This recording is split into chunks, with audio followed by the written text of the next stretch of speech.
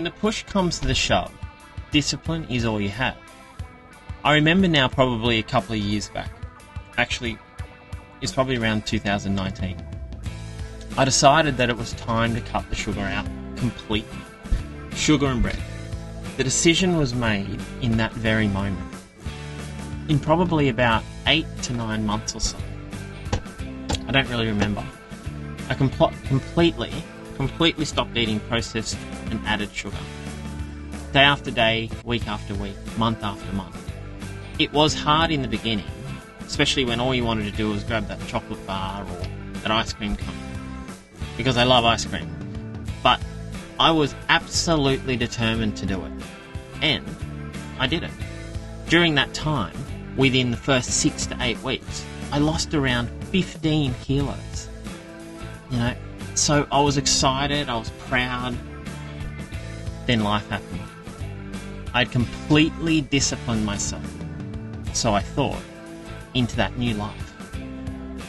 One thing I didn't cut back on, in fact, I increased it, was my fruit intake. I figured if I'd cut back all the processed sugar, I could eat more fruit, because it was sweet for me to have. It wasn't until we met up with some friends that they'd mentioned to us how much sugar I was actually having in all that fruit I was eating. Then I decided, stuff it. Did it before, so now I'm going to do it again. I'm going to add to my routine no fruit as well.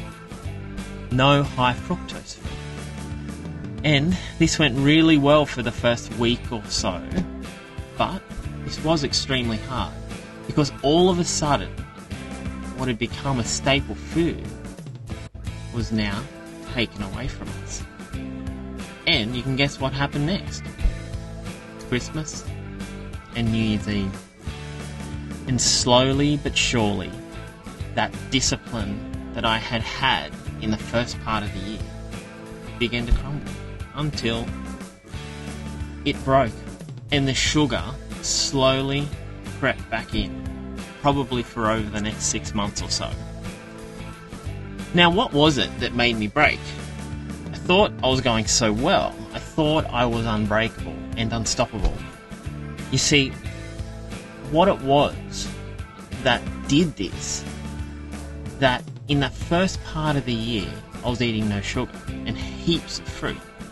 I had, without knowing, programmed myself into a knowing and subconscious belief that eating no processed sugar was all I had to do to lose weight.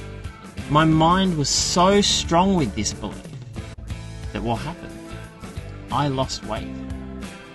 I believed within the core of my heart that eating heaps of fruit, no processed sugar, was the key to my weight loss and longevity. So, what did I manifest? Exactly that. Then what happened? Outside influence disrupted my pattern, and what was a smooth roller coaster of belief and action, my conscious mind began to crumble. This ride now with suggestion that what I was doing was no good, and I had to add more things to it, like eating no fruit, to actually lose weight. This at the time was the adversity within the adversity. I thought I had reprogrammed myself and was disciplined, but I was broken quickly by others' suggestion. I had gone against my core value in my mind. I was not strong enough, and I was not conditioned enough to hold firm to what I believe. And this is the key. Never break what you believe, no matter what. Your inner knowing will always serve you right.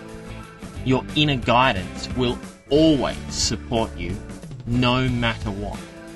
When you are truly self-mastered, outside influence can come in, just like a thought in your mind, because ultimately outside influence is a thought in your mind. And when that outside influence comes in, you can see it and you can let it go. So stay true to yourself, and you can never